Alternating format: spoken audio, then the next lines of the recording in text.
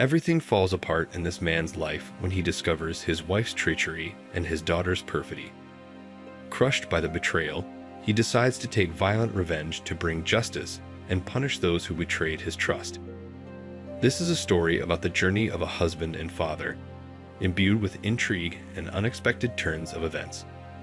No matter what anyone says, no husband is ready to immediately believe in the treason of his wife, especially not his favorite wife. He can be called differently: cuckold, dear, bastard. It doesn't matter. The husband always doubts to the last and is looking for an excuse for inadequate behavior of his beloved wife, frantically clinging to the slightest opportunity for her justification. A lot of work, sick mom, chronic fatigue, but what else? Why cheating right away?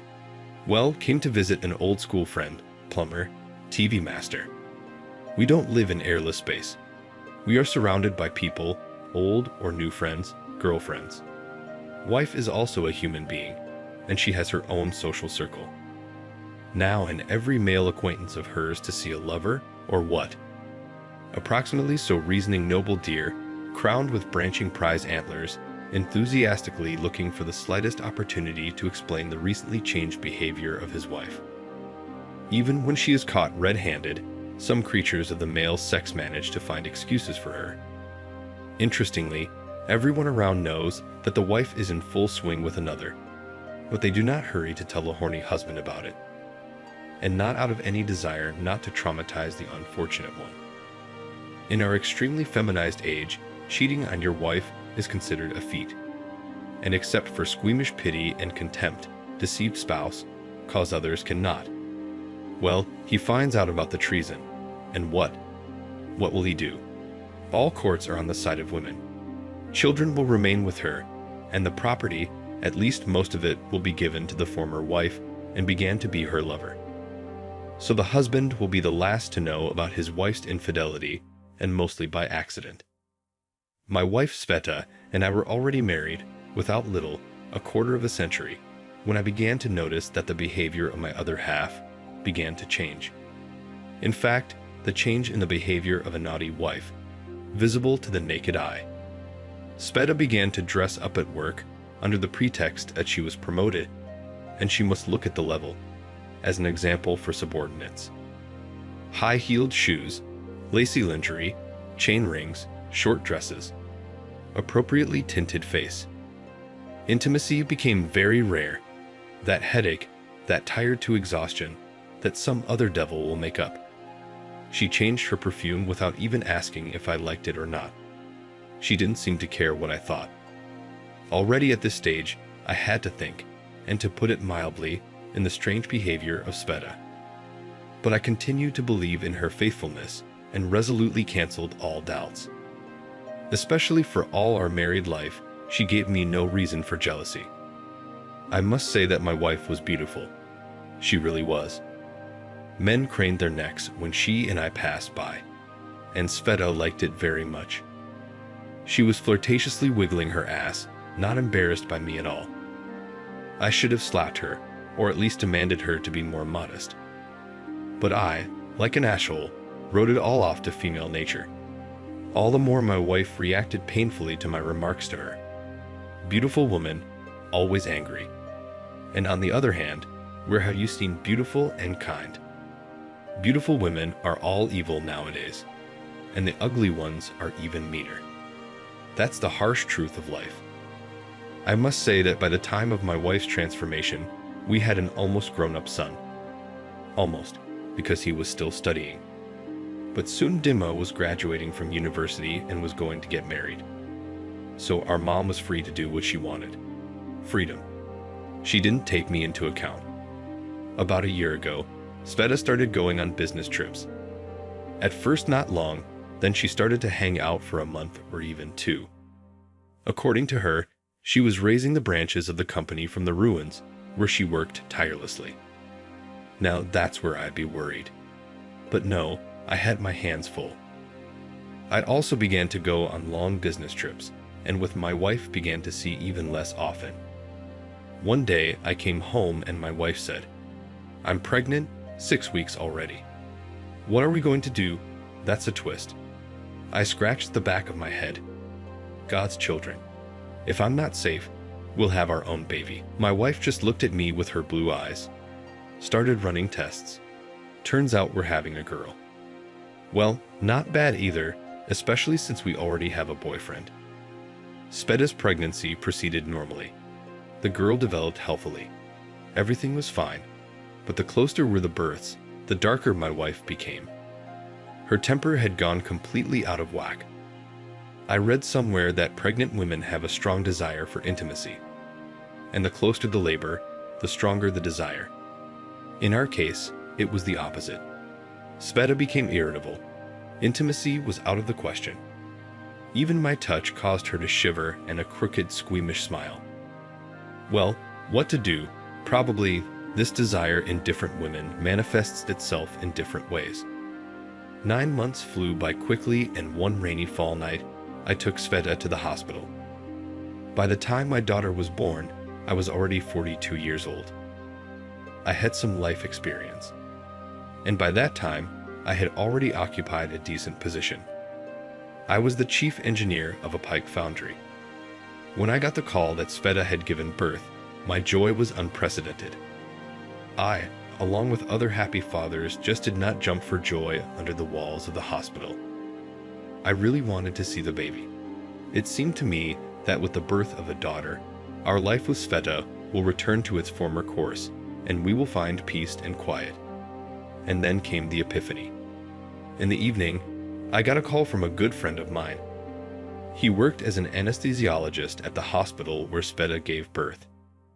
He hesitated for a long time and then asked me what my blood type was. I, not understanding what he was getting at, replied that I was type I positive. And your wife's blood type?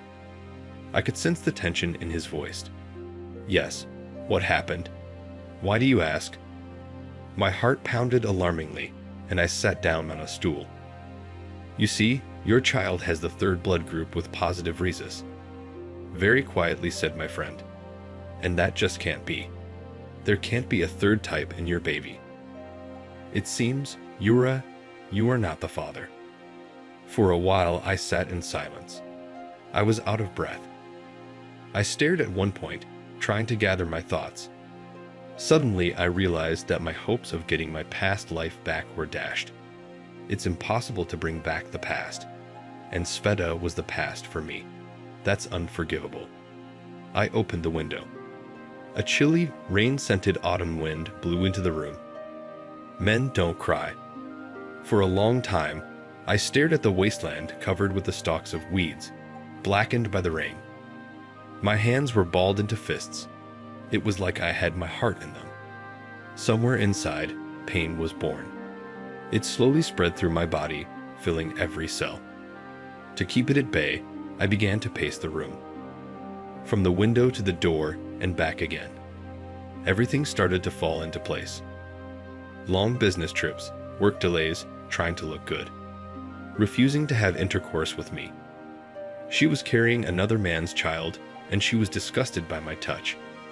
I'm not the father. Nature. I can't help it. So it's only natural. It was bound to happen sooner or later. They say there's no favorite, it's your turn. Well, my turn is over. I never realized that women are fickle. That they abandon old loves without regret, thoughtlessly cruel, in pursuit of a new one. Yes, life is like that. It never taught me anything. I had to make it through the morning. In the morning, I would go to the hospital and close this page of my life. I remembered my grandfather's words. Never marry a woman who has had at least one man before you. In my love stupor, I didn't pay attention to that wisdom at the time. With difficulty, I waddled to the kitchen with cotton wool legs. I took a bottle of vodka out of the refrigerator and drank it all from the neck. On the way to the hospital, I tried my best to pull myself together. Yelling and kicking my legs was useless in this situation. I decided to have a calm talk with Speda before filing for divorce. In this decision, I had no doubts. When I came to the maternity ward, the nurse, averting her eyes, invited me to the head of the department. My heart prickled again in a sense of new distress. Hello. Have a seat." The pretty brunette made an inviting gesture. "Read this." She handed me a piece of paper.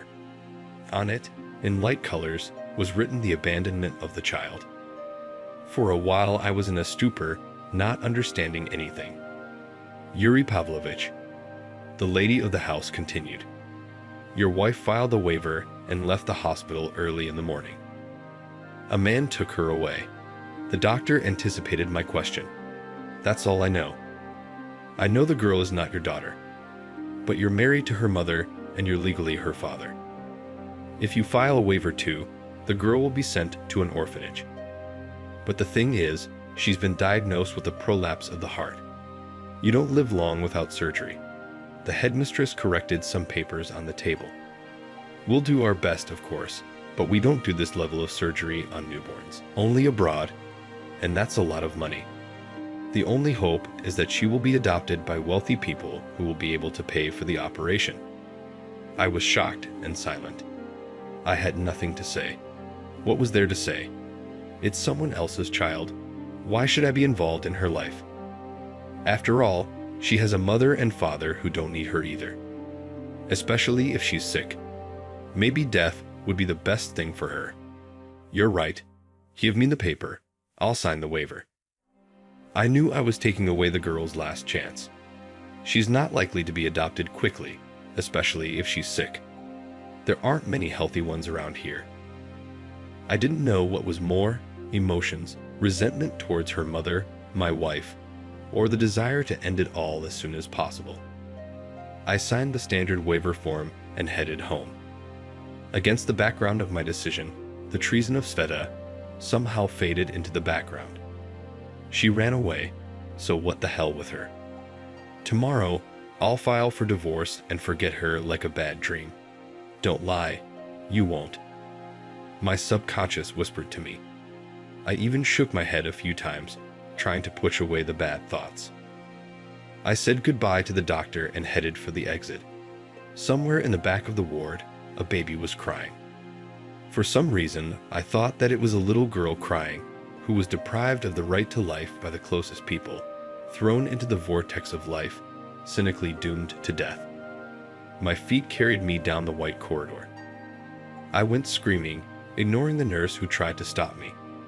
I stopped at a window into a large room. There were small bundles lying in airtight compartments, and only one baby was crying, as if realizing something. Yes, that's her. I turned around. Behind me stood the superintendent. I looked at the screaming baby again. "Give me the application." The superintendent handed me the paper. I crumpled it up and put it in my pocket. "Can I take her back now?" "No, she needs an operation." The doctor looked at me. "Darling, prepare everything you need. I'll have the money." "Who's going to take her to Germany?" The doctor looked me straight in the eye. "I'll pay my own way.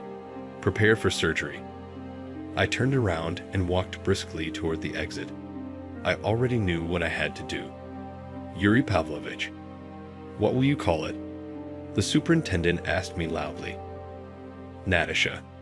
The son somehow indifferent to the departure of his mother and the birth of his sister. I did not pressure him. I decided to let him decide how to behave in this situation. After a while he got married and was very offended that I could not come to his wedding. Later I found out that my son found Sveta and she was at his wedding with her husband. Our relationship with him cooled down and communication was limited mainly to greeting cards on holidays. I sold my apartment and moved into an office apartment. I added the money from the sale of the car and received the amount, enough for the operation and the rehabilitation period. Everything went well. I even managed to hire a nurse. So my little girl grew up on real woman's milk. After about 6 months, I switched her to artificial nutrition. I took maternity leave at work to care for the baby. It turns out that such a thing is possible. I was valued at the company and assured that after the end of the leave will take the same place. A month after the operation, I got a divorce. Divorced us quickly. Sveta did not appear at the trial, but through a lawyer transferred her consent and signed all the papers. Where is her child, and what about him? She did not know, or to be precise, did not want to know. So I was left with a small child in my arms. Raising a child alone is hard, even for a woman. And this is a man, and the baby's a girl. Of course, my mom helped as much as she could, but I did most of the work. As time went on, Natasha grew up. She started asking questions about her mom. I had to make up a story about a doctor's mom who wanders the world and treats little kids. I even wrote letters to my daughter on behalf of mom, congratulating her on holidays. I bought toys and mailed them to myself as if they were from her mother. But despite my tricks, Natasha longed for her, even though she had never seen her. The daughter was gradually turning into a girl. Problems of an intimate nature appeared, about which the mother talks to the daughter. What could I tell Natasha about women's ailments so that she would not be frightened when their time came? But somehow I could. That's how we lived. I had brief affairs with women. But I didn't take them home so as not to traumatize the child who was waiting for his mother. Natasha finished school and went to university in Moscow. Or rather, I got her into it.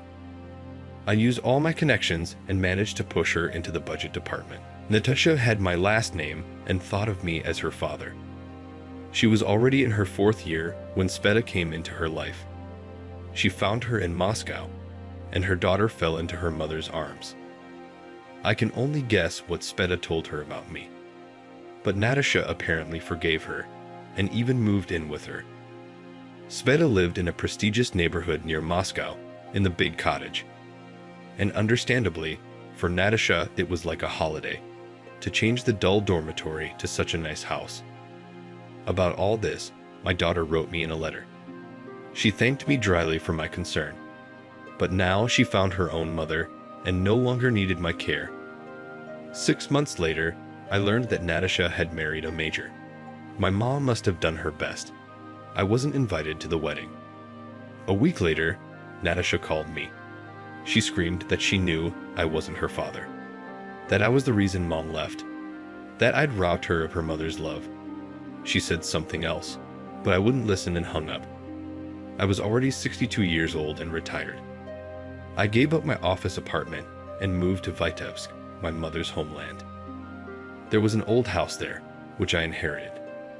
I decided to settle down in it to start a new life. Of course, my heart ached with resentment, but I figured I'd done my duty to the child. I'd raised her, I'd taught her. And what am I compared to my own mother? Just an uncle and a stranger. After all, Natasha didn't ask me to raise her. I shouldered the burden myself. My daughter owes me nothing, and God forbid she should do well. In my memory, she remained that little girl who fell asleep in my arms with the words, "Daddy, I love you." 2 years went by. I lived in an old house in a small town. It was late fall. The rain walked the dark streets, occasionally throwing handfuls of water through my window.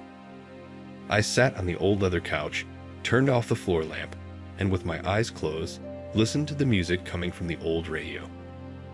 I had found a big pile of old records in the attic, and since some time I had enjoyed listening to music and voices from my past life. At my feet lay a big shaggy dog, the embodied dream of my childhood. The memory of the past gradually crumbled in my mind, leaving room for new events. Natasha had not contacted me once in 2 years, which meant that everything was fine in her life. And I was left alone, and only a picture of a little girl with a teddy bear in an old wooden frame on the sideboard reminded me of my former happiness. The record was finished. I turned it over to the other side, and carefully lowered the tone arm again. A long-forgotten melody began to play, and at that time, there was a knock at the door. Akbar raised his head and looked toward the front door. I pulled the handle, and the door opened. Natasha saw her gaze stop on me, and our eyes met. "Hi, Dad." Natasha smiled guiltily. "Can I come in?" I stared at her frozen for a while. It was strange. She hadn't thought of me as a father for a long time, and at one time she had made that clear to me. "I'm not your father," I said hoarsely. "You made up your mind. "You are my father," she said, walking into the house. "You always have been." I looked at her. My heart was silent. Without emotion, I said it again. "No, it's not me. Whatever you say, Dad, whatever you want, as long as you sleep well at night." I took a deep breath and closed the door. I went back into the room. Natasha was sitting on the couch, raindrops dripping down her leather coat. "What do you want, Natasha?" I asked. "Dad, we've been looking for you all this time. Dharma and me, even Mom. 2 years, Dad. Do you have any idea what it took us to find you? How did you do it?" I tried to suppress my emotions. "And that's all you can say. I find you after 2 years, and the first thing you want to know is how I found you." Natasha's face flushed red with excitement. I remained silent, only covering my eyes in irritation. "You've started to look different, Dad. That gray beard makes you look like Santa Claus." I didn't comment, but asked again. "Natasha, what do you want?" "What the hell, Dad? What do you think I want? Jesus, it's been so long. I haven't heard a word from you. I didn't know where you were, what you were doing, if you were even alive." Natasha was almost screaming. "Do you even know that I'm married now?" I knew because I was there that day, standing aside so no one would know. I watched the gala in the restaurant, hiding behind a column until the host politely asked me to leave the room. I saw Natasha putting a ring on the ring for the handsome young man she was marrying, saw the woman I was once married to holding hands with her beau. I looked at my guest. She had changed. From the girl I drove to school to a beautiful young woman. "So you were there, Dad? Why didn't you come over?" She was genuinely surprised. I shrugged. "Stop calling me that, Natasha. I'm not your father, not biologically or in any other way. We both know that." "Really? My last name isn't yours? You were the man who taught me how to ride a bike, who comforted me when my first boyfriend dumped me, who made me smoke that pack of cigarettes until I threw up, who hugged me when I was scared and sang to me when I was sick. Wasn't it you? See, Dad, you never stop being my father, even when you're not around." Natasha looked like she was gonna cry. "You just sit there and you have nothing to say. What's wrong with you? You disappeared and no one heard from you for 2 years, and here I am, and you have nothing to say. Mom was right. You're just a coward for life." I sat very quietly, didn't move a muscle. I just held onto the table to keep my hands from clenching into fists. "You should just leave, Natasha." "I can see that nothing has changed," I said in a quiet voice. "No, Dad. Not until I realize what happened. You ran away. You just disappeared. Didn't you love me anymore? What happened? I know what happened to Mom, but you left her, Dad. You left her alone in the hospital. What kind of man does that? You forced her to give me up. She just had no other choice." Tears ran down her cheeks. "As I recall, the last time we spoke, you made it very clear that you thought of me as your father. You made your feelings about that perfectly clear, and flatly refused to listen to me. I tried to keep my cool. As I recall, the last thing you said to me was that Mom's new husband would be a better father than me. You were old enough to realize you were killing me with those words. You can't just come to me like that, call me a coward, and then make me throw myself into your arms just because you found me. You don't have that right. You gave it up 2 years ago, knocking the last thing I had to stand on out from under my feet. And you knew it when you did it. So fuck you, Natasha. Screw you and your brother and your mother. I'm not your father. Obviously, I never was. I left for a reason, and I don't see it any differently now than I did then. All you did by finding me was remind me of the past, and I spent a lot of time and effort trying to forget about it. Apparently not enough. I stood up and pulled papers out of the secretary. Natasha's birth certificate, Sveta's statement about giving up the baby, the bills for the surgery, receipts for school fees. Take these You can read them at your leisure. Now go." All night, sitting in a small room of a provincial hotel, Natasha read the yellow documents. More than once she began to sob, wiping her tears with a handkerchief. According to the DNA test, Yuri was her biological father. The news hit her hard. She spent a good deal of time going over the past in her mind and trying to match what she knew and felt with what her father had told her. By morning, the awareness of his life and what it had been finally broke through. Natasha was on the phone with her mother, asking her uncomfortable questions. Most of the time, Sveta dodged, trying to change the subject of the conversation, which gave Natasha all the answers she needed. It was then that she vowed that her relationship with her mother would change. She was horrified by what her mother had done, and what she had done by her thoughtless act towards her father. Her heart ached for her father. He had lived alone all these years, abandoned by everyone, and above all by his daughter. She had no idea what she was going to do, but she wasn't going to let him go like this. Not again. She deserved the pain in her heart, and he didn't, and yet he carried it around for years. She needed to make him see that she wanted to be his daughter and no one else's. When she reached her father's house, Natasha was struck by the desolation. She looked around but didn't see the car he drove. Natasha looked around helplessly for someone to clear the air, looking for a place to live, daughter. A creaky voice sounded behind her. Natasha turned around.